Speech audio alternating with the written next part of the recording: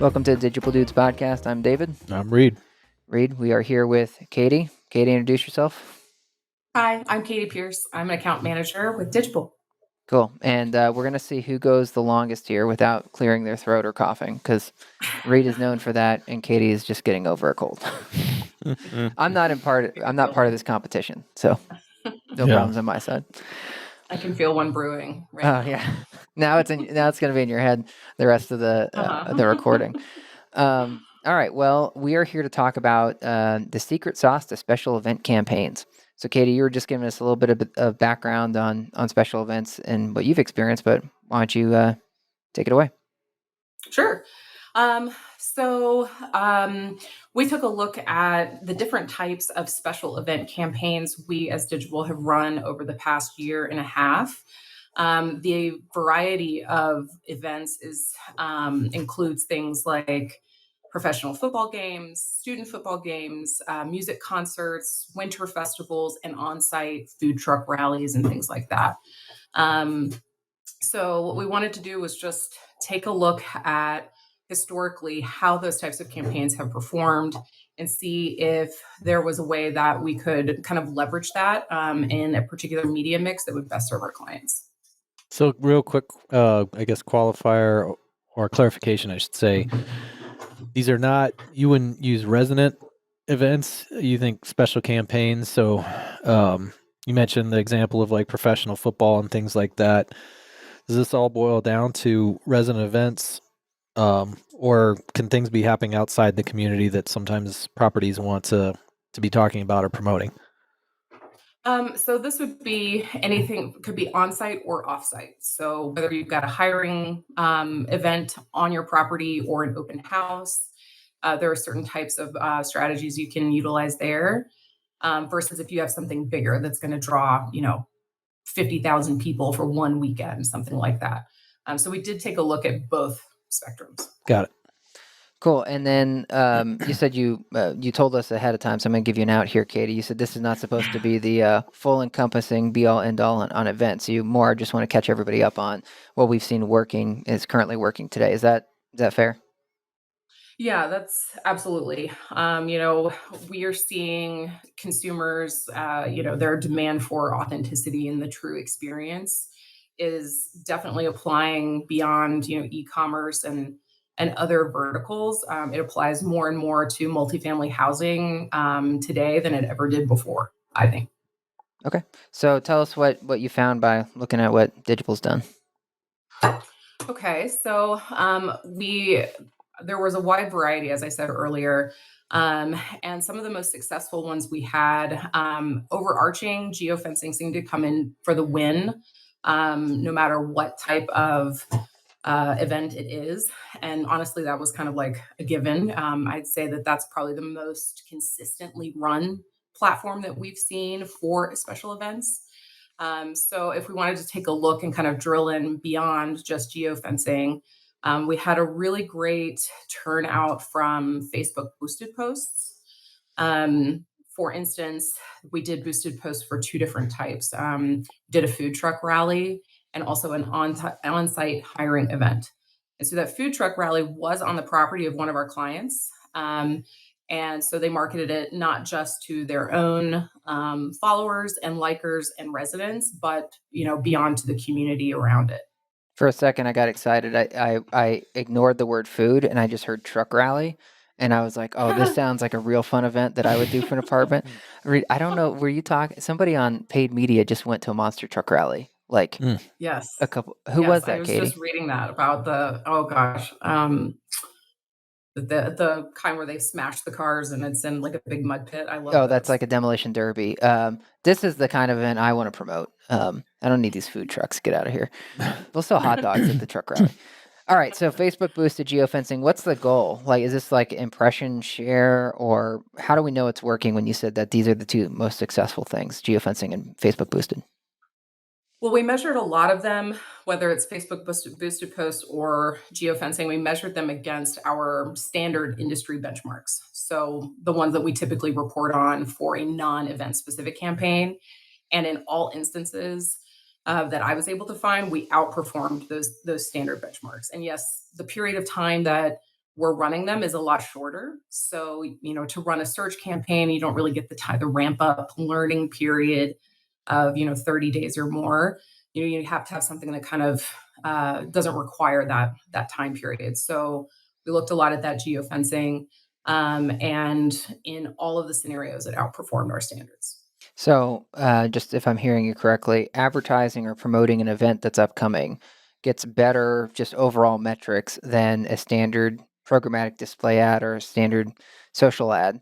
Um, okay, in the weeks leading up. And then what for a standard campaign is this when you said it's different? Is this like 2 weeks ahead of the event, or what have you figured, or what have you started to learn of as far as what's best practice of how far in front of an event to start pushing event materials? It depends on the type of event, of course.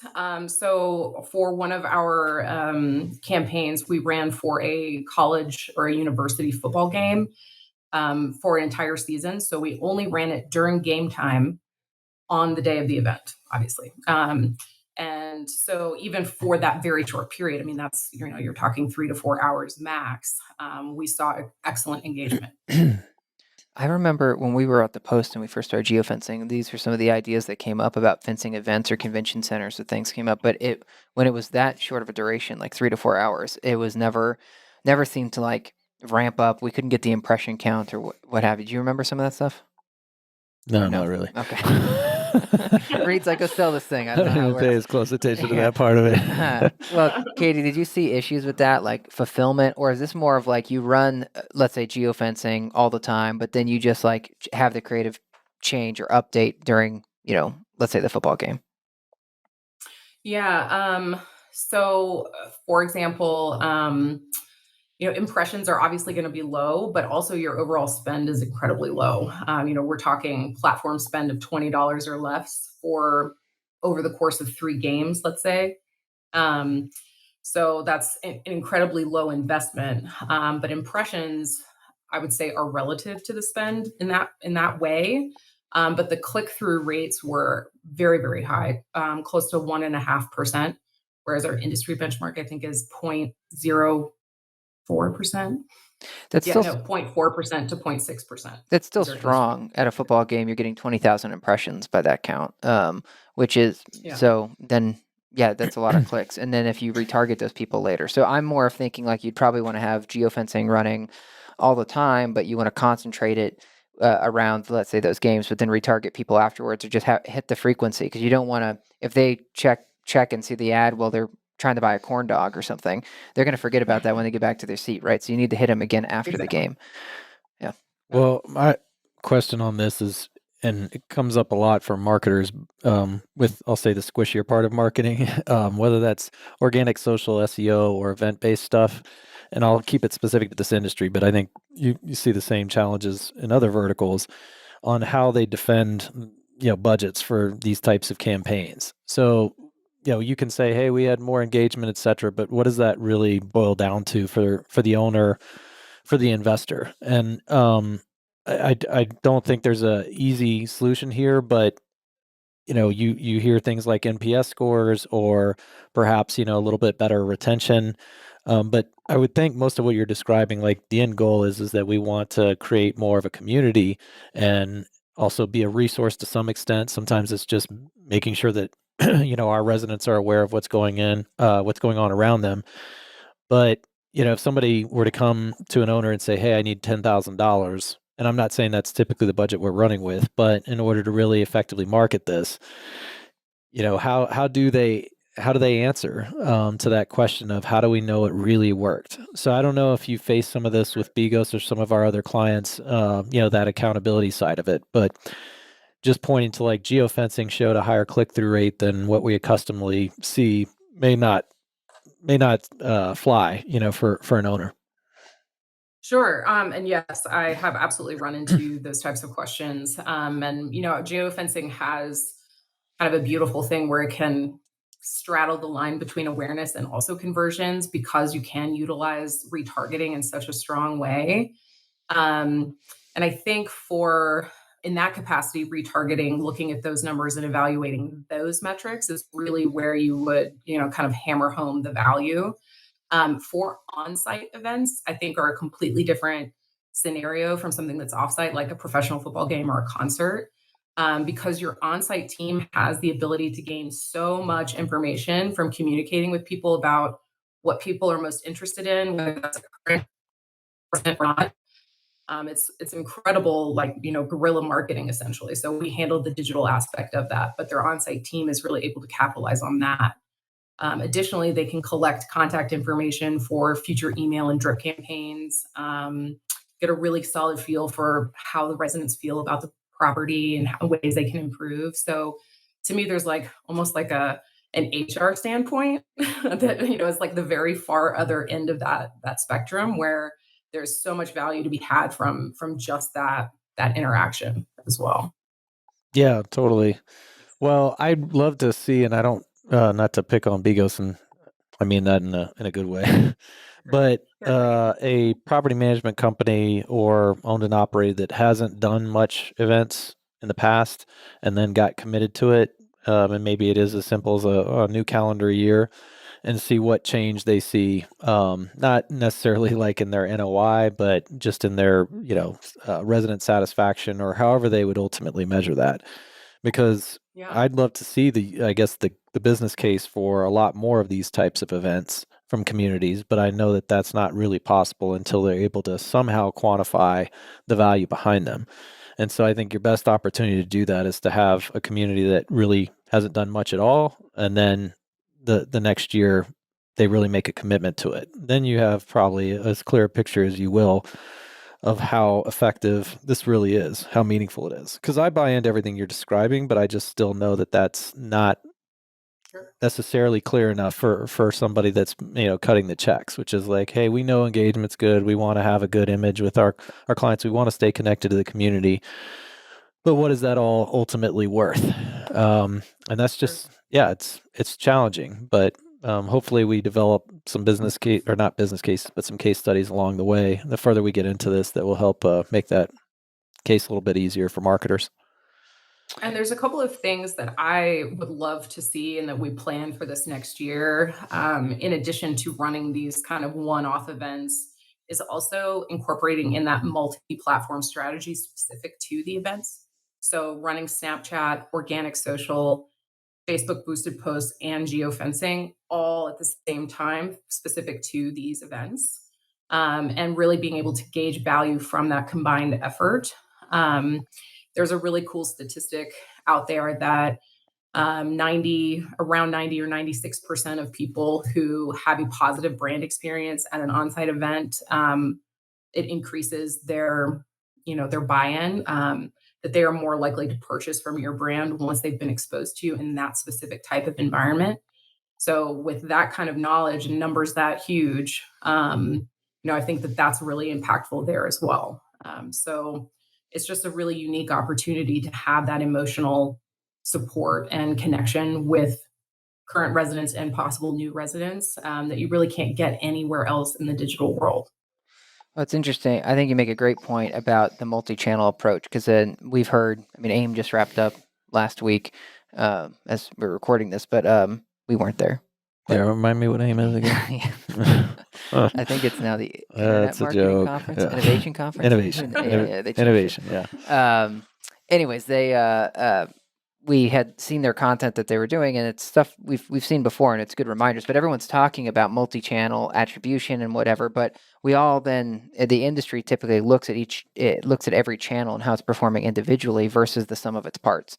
So I like your point, Kayde, where it's like you need to build a campaign around an event. If you're going to drop, you had mentioned football game. A lot of student housing does a lot more events than traditional multifamily.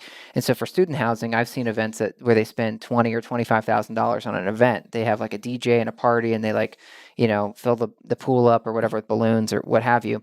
So if you're spending 25 grand on an event, why not then find another $1,500 to help promote that event ahead of time? It's like no one's going to come to Fire Festival unless you promote it ahead of time, right?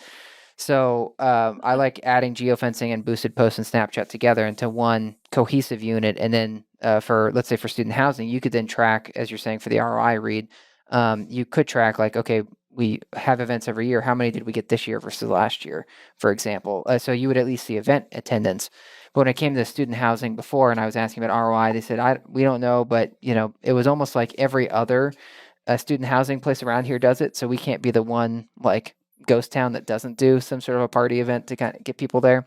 But for multifamily, it's not, it's not as concentrated as far as I could see why student housing might do it, because you have one time a year, like everyone's leasing up versus constant ongoing events. So now I'm slowly migrating into another thing. But when I worked in car sales, we had events every month. So, I mean, frankly, every week you put up balloons and you try to make some event of it. But at the end of every month, you have a big one. So it's like weekly, you have like small weekend sales or whatever. Then monthly, you have more of a blowout. Like we got to hit our number. So let's make sure that people know it's time. We're willing to move cars now. And then once a year, there was what they called the garage sale, where it was like all the old last year's inventory we need to move. So we before it gets too old.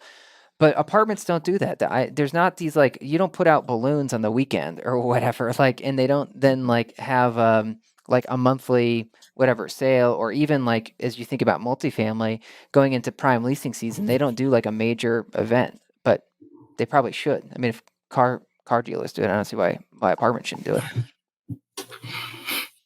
Thoughts on that, Kayde? I love that idea.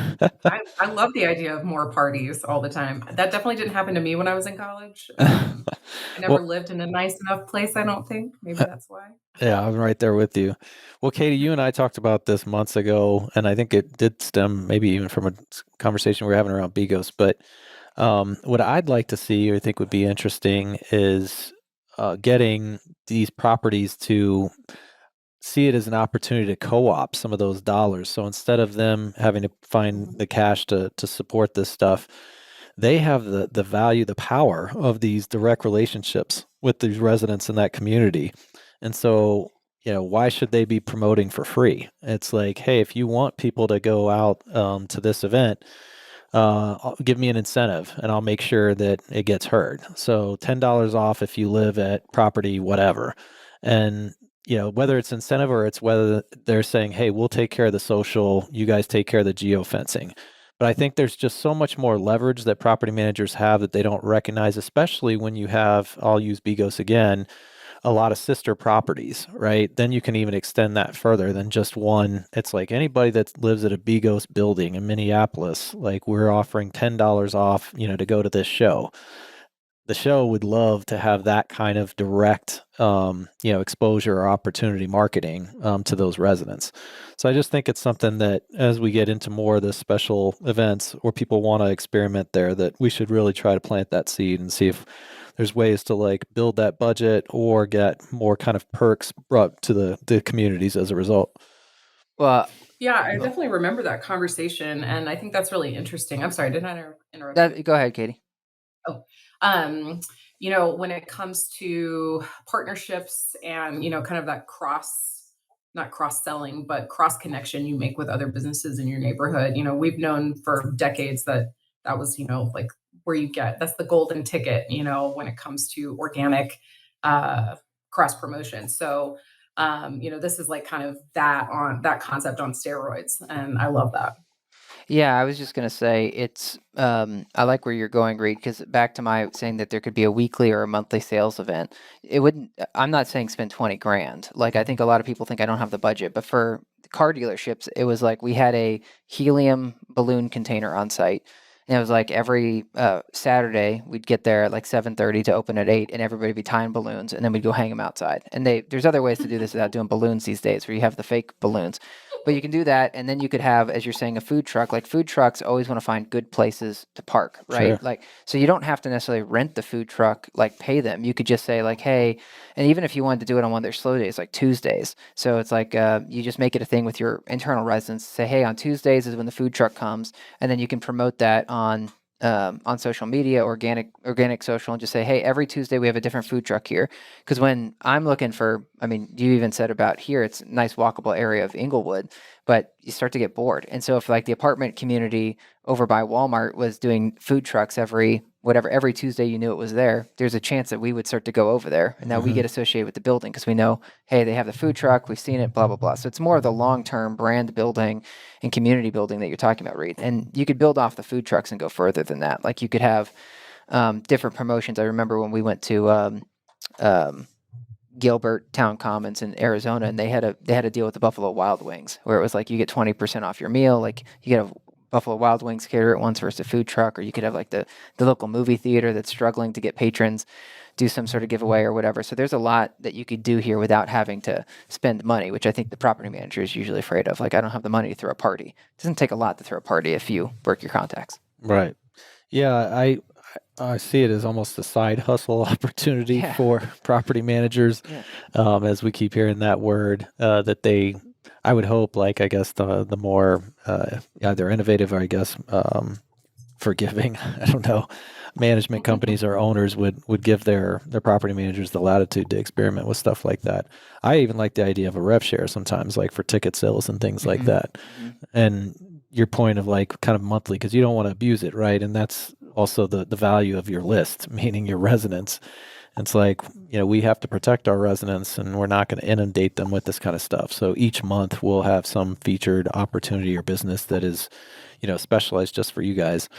And then there's a lot of power, like I said, that you can wield with that. I know you're aware of this, and you may have talked to a couple of vendors here in Sobo, like South Broadway, where we're at. But I was surprised and disappointed that as we offered that up, it's like, hey, we have 50 employees like down the street from you. Give me a reason to bring them into your place of business. And a lot of them just looked at us like we were crazy or, not sure that we're going to be able to get that sold through. And it's like, why in the world would you not want that? And I just feel the same way about properties. It's like 200 to 300 residents that also, I guarantee you, have their own social networks, right? Everybody does. And so there's just so much kind of financial power, I guess, or leverage, brand leverage that you can get out of that. Well, Not to take it too far off the track here, but just as we talk special events, I think there is something more to explore here for our clients. Well, and you have to know your goal. Is your goal to retain current residents by doing like a cheese night or something, or is it external, or is it both? Because that would, I'm sure. Yeah, that would be the weird thing for me. Is like you on the park, as we knew from Atlanta, they were doing it for internal client retention, but you couldn't really come if you weren't, unless it's a special thing, if you didn't live there, which I understand, very exclusive, because they were taking people like football games and things. Right. Here, I could see like if I remember when I was in New York, my co-op, there was a lot of internal events. And it was like, great, now there's people I know that are going to be in the building. But once in a while, they would have like an external, almost like an open house to come in. It's like, I sure as hell don't want to go mix with those. And it wasn't really like encouraged to like have the current residents go down and mix with the outsiders. So it was more of like this church and state. Now all of a sudden I didn't feel welcome. I was like, shoot, now I need to avoid the entryway for the next like 2 hours while this thing's happening. So I think you need to figure out a way to make it so it feels welcoming, I guess, for both parties if you're going to open it up to outside, not just have inside. So true. Well, Kayde, so walk us through what type. Do you have any data or anecdotes on events that work well versus events that don't? Well, I will say that we had some truly creative headline ad copy in a couple of geofencing campaigns that really strike a chord with me personally. And to call out one of our clients who is very wickedly smart and provided this to us. It was a Sam Hunt concert. And so she turned one of his most famous lyrics into a like headline, like come on down the road of Sam Hunt's favorite song to our property. And so we saw a ton of successful engagement there because it really did connect the audience with the event that they were seeing and to the brand, as opposed to just hammering the brand, the brand name to this new audience. They actually like incorporated the spirit of that event into their messaging. And I don't know if there's a copyright issue there. That I don't think so, but it was really exciting to see that and really creative. It definitely stuck out to me. And I ran a geofencing campaign personally where the creative did not adhere anything specific to the event. It was just saying like, hey, you're in the neighborhood. We've got 4 really awesome spots you should check out. Click here to find out more. That creative was also provided by the client. And I did see, even though the budgets were wildly different, which is the only reason why I'm not giving a true comparison here, that, the one with the more dynamic and engaging headline was more successful Yeah, in terms of walk-ins and retargeting later. Sorry, I should add that. Yeah, not a huge surprise though, right? Like it's funny because we often, I'd say the industry again forgets about the messaging. They're like, all right, I got to spend this budget. I got to get you something that doesn't look lazy. But in that process, they don't then spend a lot of time thinking about the headline. We do have some clients that start to care down to the word of how things are, and then it's more of a discussion like, oh shoot, do we think that this is best practice or not? And we might have to educate them. But it's a good point. Like a lot of times people are just trying to get it like check the box off their list and not really get into the creative. Have you? And I mean, I will. Oh, sorry. Go ahead. Well, I was just going to ask whether we'd done any native yet on special event campaigns. So last week we had a great product lunch and learn, or something of the like, from our paid media team, and I just feel like it could work pretty well for some of this stuff. It's about education, right? And that's one of the best ways outside of like what you can really put together for creative in a social campaign. Certainly in a search, even geofencing. I mean, you have that kind of longer form opportunity. I could be dead wrong, but I'd be curious to see somebody put some native dollars behind one of these special events. I would love to test that. Yeah. Especially when working in conjunction with, like you were saying, with the multi-platform. Well, a listicle, David's heard this from me about 10 times, but not in the last 3 years. But I've not in the last year. really wanted to see a more of a listicle focused native campaign. They just work so well. And it's not to be bait clickish, but just, top 5 reasons to do this or top 10 examples of that. I mean, whatever, just fill it in. But those very frequently get engagement. And then you obviously have the opportunity to give them a full article if they were showing interest. So, yeah. To go back to the difference in those two ad copies that we were just chatting about, I wanted to point out that the copy that was specific to the event had a 4.44% click-through rate, wow, which in terms of geofencing is astronomical. And then for the campaign where they didn't have specific headlines, which is kind of, again, tying into your listicle titles and like what really grabs people, we were looking at something that was still outside of benchmark, closer to 0.8%. So that's a huge difference, both above benchmark, both really great performers, but clearly there's a winner there. Right. Yeah. So basically above bench, but the other one that had a cheeky headline was 5x, even that one. Yes. So if you can come up with something quickly, then it's good to move on. I mean, that's something where eventually, it's not like whoever saw the Sam Hunt, is that what his name was? Mm-hmm. Okay. Yes, I mean, Sam Hunt, you got it. Sounds like it could be an artist. It sounds like it could be some dude down the street. Whoever did the Sam Hunt one, it's not like that everybody in the country saw that Super Bowl commercial, right? So I think it could be good for Digible to start to catalog like, hey, here's 10 sample like headlines for events for us to use for creative, and then that way, because the one in Tallahassee doesn't know the one in Cincinnati, so we can reuse those headlines if they work all the time, right? So it just seems like we could put some quick brain cells to that and come up with 10 samples for folks. Yeah. If you've got a winter festival, say like Take the Plunge and check out, something like that. Check out our right around the corner next to the Polar Plunge, something like that. That we'll have to brainstorm some really good ones for us. Yeah. Cool. Well, what's a good sample budget? Let's say we have an event coming up. It's about whatever, 3 weeks away, because I even feel like that might be a stretch for some folks. But let's say that they have something in 3 weeks. What would you recommend they do? What would a budget or platform approach look like for that event, and how does that tie into everything else they're doing? Well, for Facebook boosted posts, I think you could keep something like pretty modest. $50, right around there, $50 to $75 would be more than enough to get, really high engagement. Something about boosted posts is that, the amount of like comments and shares and things that you get for those are gold, that you don't really get with any of the other types of platforms. But for geofencing, I've seen upwards of $700 in spend. I don't think that's for a 2-week long course, but for something that's for 1 to 2 days, I think you could easily make an impact with about $150. Cool. Well, that's simple. Yeah.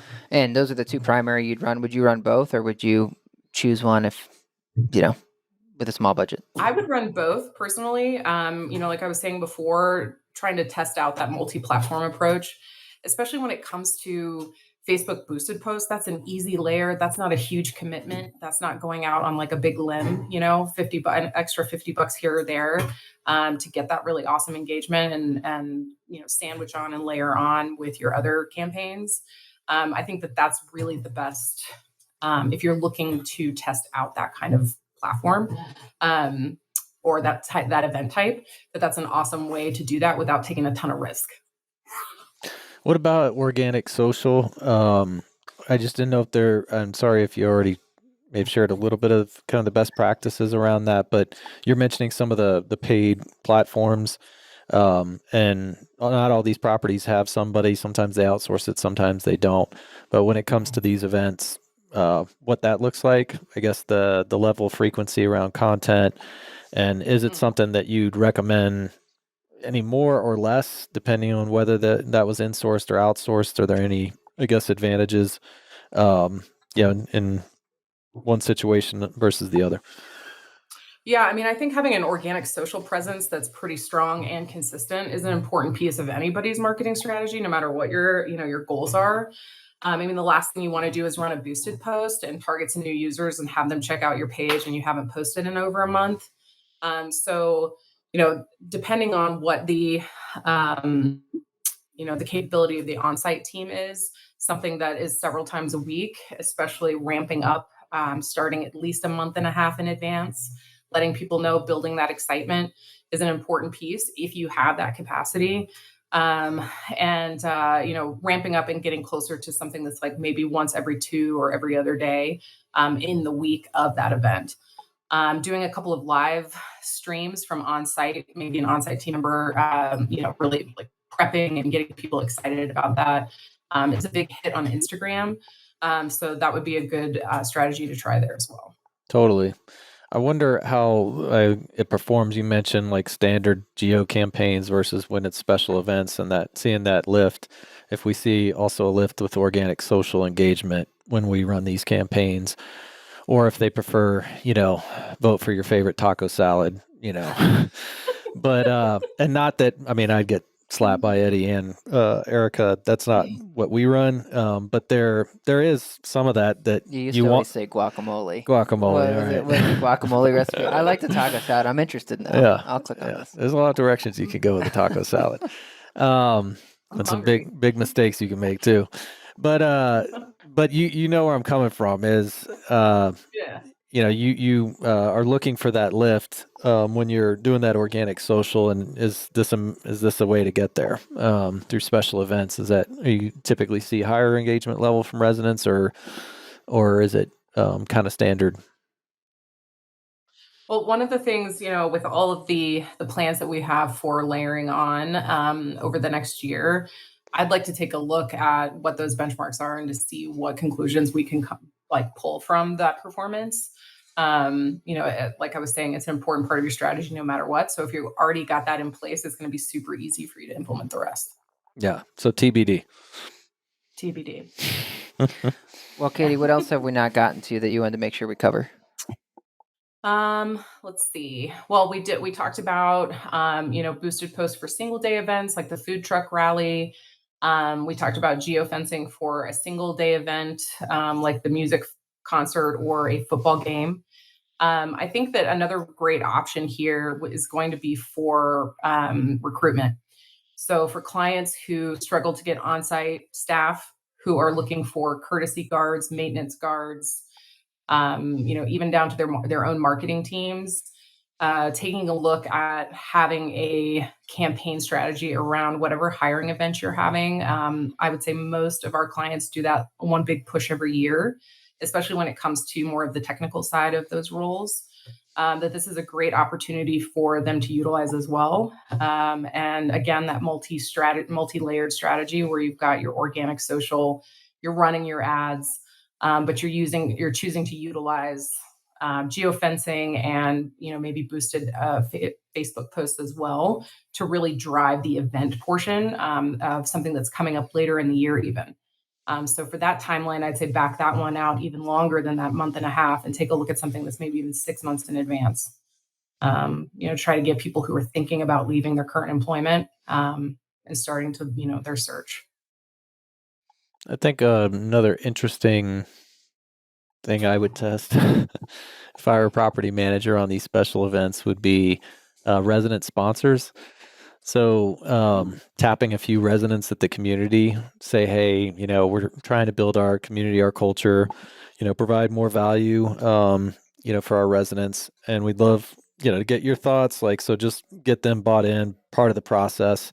And then when the events are happening or you're starting to market towards, you tap them to just add some I guess promotion that is directly happening on site, because as they do build up their community, and who they were, right? Obviously, you're not going to pick and won't make whatever stereotypes, but the recluse, to be a part of that. But Me.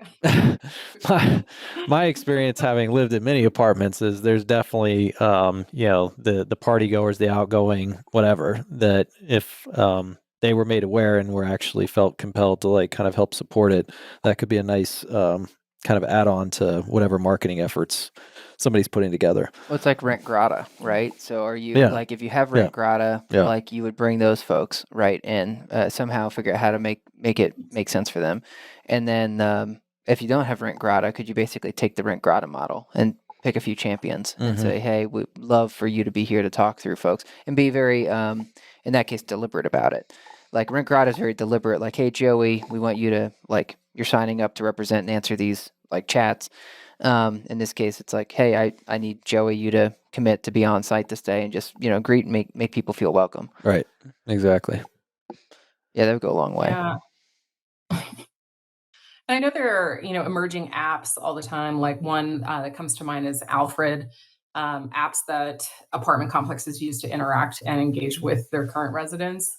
I'd love to see and hear from clients who might be using something similar, and ways that we can help support their efforts there through some of our marketing as well, and see kind of what those capabilities are and how our clients are using them.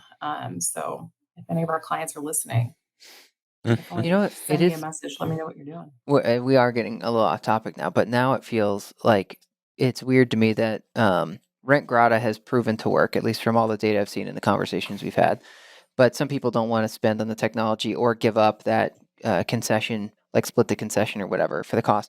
But I remember when Steve did the webinar on websites, he was like, you guys need testimonials. And it is kind of nuts to me that there aren't more just testimonial reviews on the websites. Like, you might have your Google reviews you push people to, but just pull out 3 of those and put them up on the website. Yep. It just seems like every other small business, the freaking Rico's pizza chain or pizza house down here, or whatever, has that. Why not an apartment? I love Rico's. I'm at $1.50 a slice for 25 years. Yeah. I don't know how they keep the price in check. Well, Kayde, any other hot takes or things maybe that seem contrarian that you believe in now that you've dove more into events? Yeah, I mean, one of the only one thing I want to call out there is that for Facebook boosted posts, one of the things we found out was that we get a lower site visit rate than is the only metric we saw below what we would see for a standard campaign. So despite that being the one metric below, all of the other metrics were above. So I find that so fascinating. And through more campaigns that we run similar to this exact event type and strategy, we'll hopefully be able to gain more insight from it. But I did find that to be really exciting. I don't know, nerding out on that one. But I also wanted to point out that, Reid, you threw out the term SOBO to describe what neighborhood we're in. And I had no idea that we were so cool that we had one of those. I just started that a couple weeks ago. Awesome. I'm going to support you in that effort. I appreciate that. I've heard that from some, I forget who it was. Was it Ken? Somebody told me that they're the SOBO businesses down here. Oh, really? I was what are the maybe that's SOBO where it came from. I thought I was going to get credit for starting that. Yeah. But we should restart our efforts to try to get discounts at Breakfast Queen or something. Totally, man. But they're probably you guys come in here every other day anyway, so. I know. Well, I just saw him again this morning or whatever for lunch with Shannon. I was like, oh, shoot. Although I would be bringing, I told Nicole I'd have all my one-on-ones in there. I'd be like an Italian mob boss or something, where I just have my corner booth. It's like just step on into my office. But Wednesdays, the first Digible half corner. day. Yeah. All right, Kayde. Well, thanks for the insight. Appreciate you sharing the info, and as you get more tips or whatever, we'll be sure to share them. But I like this takeaway idea that we had about getting like 10 sample headlines so that we can just share it around the crew, share it with the crew. All right. Well, any final words? I always enjoy it. Sorry. No, any final words? Anything else? Just that I love going off topic. Love like listening to you guys and your brains expand on those. So thank you for your feedback. Yeah, we can't stay concentrated. Count on us for that. 35 minutes. All right, Kayde. Well, appreciate it. Thanks, Katie. All right.